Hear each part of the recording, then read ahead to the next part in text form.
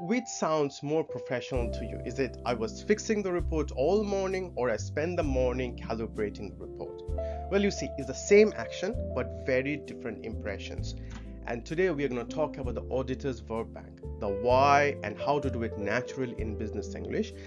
There is a quiz at the midway section of this session, so stay tuned till then and we will have fun. So let's begin. So in the age of AI, everyone's writing emails, reports, and Slack messages faster than ever. But here's the thing, speed doesn't always mean polish. Many professionals are still reaching out for the same tired verbs which they have learned in school, while smart, influential communicators have quietly upgraded their vocabulary. So think of this. If your language sounds cheap, your idea might be. So let's kind of change that. Also, have you ever caught yourself using the same word 5 times in one email? Something like, well, there's a word, the check. I have checked this, I will check that, let me check on this, and I'll come back to after I've checked it. Aha. So that's the problem we're gonna deal today, and we're gonna solve that today. So meet your professional vocabulary toolkit. These are the senior professionals, consultants, and AI communicators are actually using nowadays, and what they are replacing with. So we will see them in action in the next slide. Before that, let's have a look at the words we're gonna deal today. First one is editing. We're gonna upgrade it to refining. So I'm refining the proposal before Thursday. Next one is fixing. We're upgrading to calibrating. We're calibrating the model's output.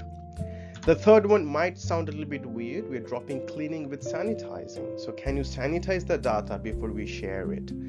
In technology, in AI data management or in data analysis, these words cleaning and sanitizing are used very often. So if you can use that in your day-to-day vocabulary, it shows that you are up to date with the AI lingo as well. And then we are dropping checking with auditing. So let's audit the process before launch. Next one is we're dropping changing with iterating. So we are iterating on the design this sprint. And the last one is we're swapping using with leveraging. So we are leveraging AI to streamline this process. Now, let's see how these words sound in real workplace conversation. And notice how the premium words shift the whole tone. Priya, hey, are you still fixing the quarterly report? Marcus, not anymore. I finished refining it this morning. Actually, I also sanitized the client data. Some entries were very inconsistent. Look at this. So Priya already started the conversation using the old verb, but immediately Marcus modeled the upgrade. So that's a very natural, non-awkward way to register in conversation. Okay, so let's carry on. Priya, nice. And the AI output from the last week? Marcus, still calibrating those. We want to make sure we are leveraging them properly before sharing with the team. Priya, very smart.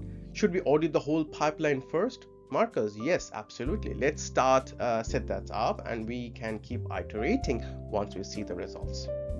See the conversation? How the whole conversation sounds so professional and so brilliant after simply changing the words into the better upgraded version. Okay, now we will do a quick quiz. There will be 4 questions and each of the answers will be just below here. I will wait, I will count up to 3 and then I will reveal the answers. You can either pause it or you can wait for the answers. And a kind request, in the comment section, if you were able to answer all of them properly, just say clean sweep, or else it's just a practice, it's not an exam, it's there is no marking. Okay, so let's begin. First question. So your manager asks you to look over the numbers before the meeting. What's the most professional response? A, sure, I will check these numbers quickly. B, of course, I will audit the figures before we meet. C, yeah, I will fix my mistakes I see. And last one, no problem, I will clean it up.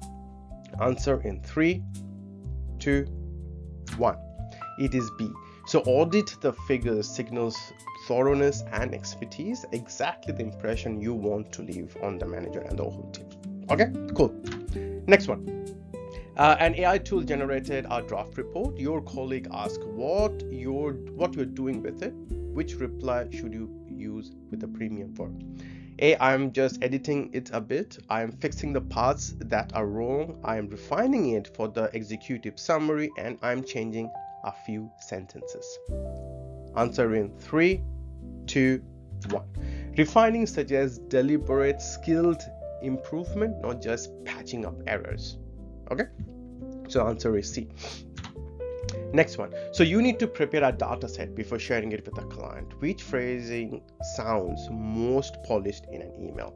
A, I will clean up the data. B, I will sanitize the data set. C, I'll fix the messy parts. And D, I will check the data and send it over. So answer in 3, 2, 1. It is sanitized. The sanitizing data is precise and professional. It implies a structured process, not just tidying up, and also it shows that you know the AI lingo. Okay, and the last one. So you're writing an AI prompt to improve a product description. So which prompt would a senior professional write?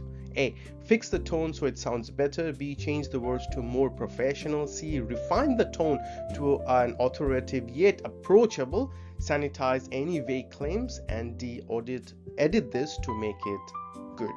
Okay, so answer in 3, 2, 1. So specific premium verbs in prompts guide the AI to produce sharper and more targeted outputs. So C is a beautiful answer. Anyway, if you think like this quiz and little bit of the session is helping you so far, kindly like and subscribe. Well, it helps me to produce more content like this. Anyway, let's move on. So here's what changed. AI tools now write a lot of your first drafts, which means human editors, that's you and me, need to add polish, precision and credibility to it, which is human in the loop. If your feedback on an AI draft sounds like fix this bit, you look like a proofreader, which of course we don't want, right? You need to sound professional, and we need to sound you're the leader, you're in the game. So if it sounds like let's refine the framing in paragraph 2 instead, you look like a strategist. So same goes for prompting AI itself. Compare, for example, a weak prompt, fix the tone of this email, and a stronger prompt, refine the tone to sound more authoritative without losing warmth. Sanitize any filler phrases. Well, you see, better verbs is equal to better prompts equal to better output. Simply is a virtuous cycle. So a quick pro tip: if you don't need to use premium verbs constantly, that sounds forced, so drop it. Drop 1 or 2 in a meeting or an email, and the effect lands naturally. So in one of my sessions, I have talked about that you cannot use too much of this powerful adverbs in a sentence. 6 is dangerous. It actually sounds that you're forcing yourself to make you sound more strong and professional. Okay, so let's log in what you've learned today. So use premium verbs in AI prompts for sharper outputs. 1 or 2 per conversation is enough, natural and not forced. So your challenge for today is that before tomorrow, use at least 2 of these verbs in a real work meeting, in a work email, in a Slack message, wherever you like, or even a special conversation, appraisal conversation with your manager or your team lead. And then come back, tell me which ones you used. I would definitely love to know whether you have used it right, and how did it make you feel. Does it make you feel like you're forcing yourself? It makes you feel elite. Okay, and also, as I said, if it helps you or you think that it might help a friend, kindly share this with a friend and kindly like and subscribe. I will see you next week with another session with Business English. Thank you. Bye.